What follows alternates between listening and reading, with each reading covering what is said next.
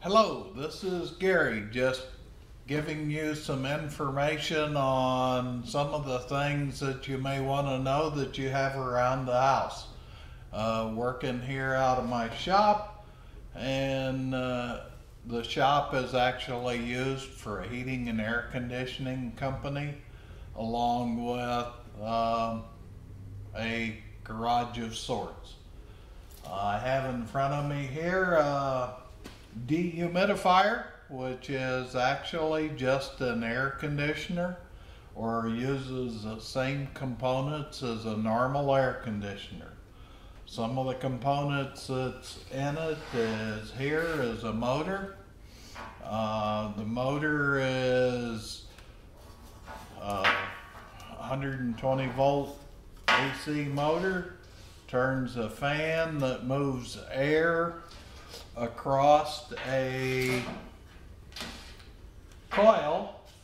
The coil is a condenser, which condenses refrigerant from a vapor to a liquid, which forces it to give up its heat and turn back into a liquid.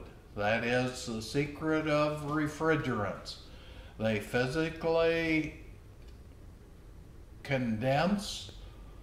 When they do, they take up heat, carry it to someplace else.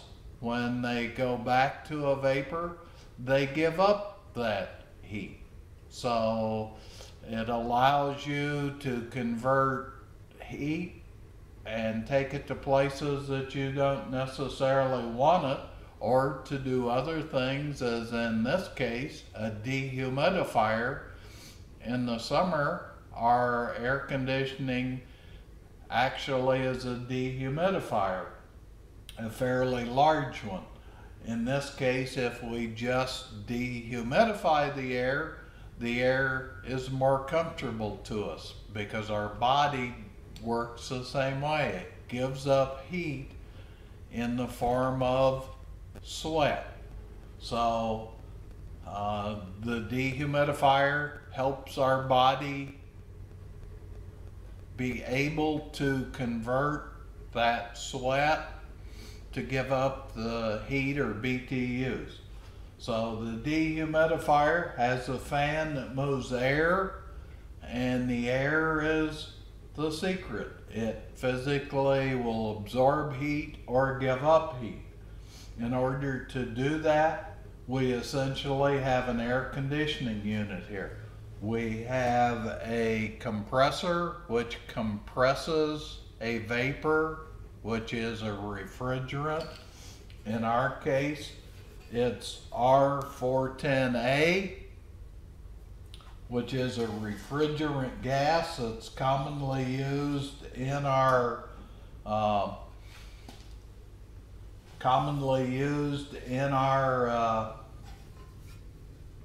air conditioning equipment, as is R22, R12, and some of the older stuff. With all of the issues today with global warming and all, those refrigerant gases are changing and becoming such things as propane and flammable gases. They're changing with the years as the years go along. So electrically, we have to have a motor that's inside the compressor, which takes electronics. We have an electronic board that takes the information from our switches that tell us the humidity of the air and how much we want.